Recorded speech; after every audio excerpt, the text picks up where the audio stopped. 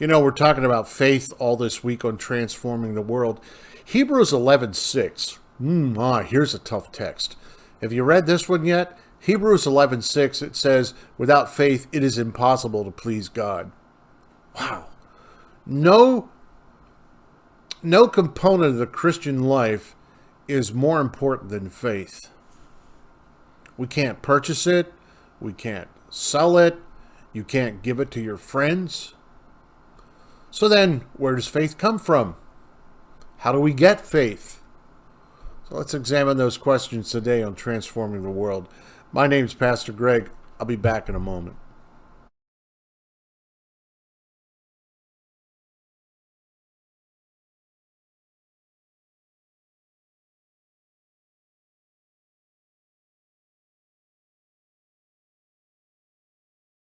Where does faith come from?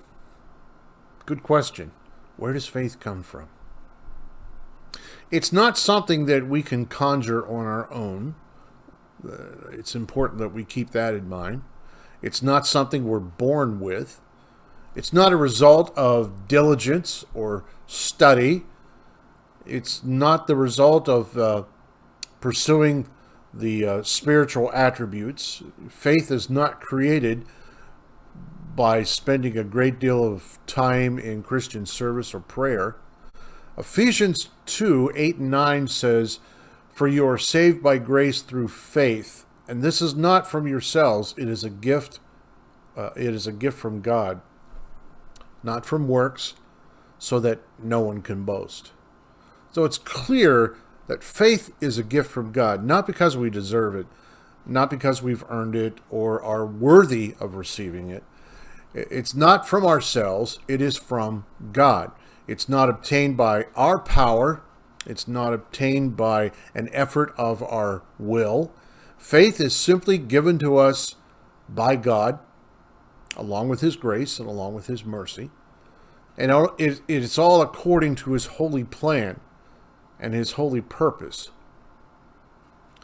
And because of that, He gets all the glory. God provides the faith we need to trust in His promise. And that's an important lesson I think you and I need to keep in mind. God provides the faith we need to trust in His promises. There's an interesting story that comes out of Mark 9:24, or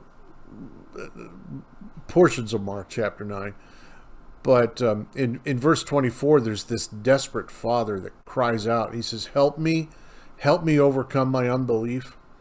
The father wanted so desperately to believe that Jesus could heal his son. In those moments in our lives when we know our faith is weak, you know, we only need to turn to the Lord and ask Him to bolster that faith. I mean, since God is the one who supplies us with faith, it's not a sign of weakness when we need more. It's a sign of a problem greater than we have ever faced. Let me just say that one more time. It's not a sign of weakness when we need more faith. It's a sign of a problem greater than we have ever faced in our lives. And so you need, in those moments, you need to go to God and say, I need you to strengthen my faith, Lord. I need a fresh dose of faith, Father, to help see me through this troubling or trying time. That's not a sign of weakness. In all honesty, it's a sign of worship. It's a sign of worship to ask the Lord to give us more faith, because the person who comes to Him asking is admitting that He, the Lord, is the one true source of faith. So don't ever think that you are weak because you come to God and ask for more faith. No. What's happening in your life is that you've got a problem greater than you have ever faced before. And so go to God as an act of worship. As an act of worship, you go to God and say, strengthen my faith for what I am facing, Lord, so that I may not waver, so that I may not stumble and fall. and so that by my faith others might be strengthened.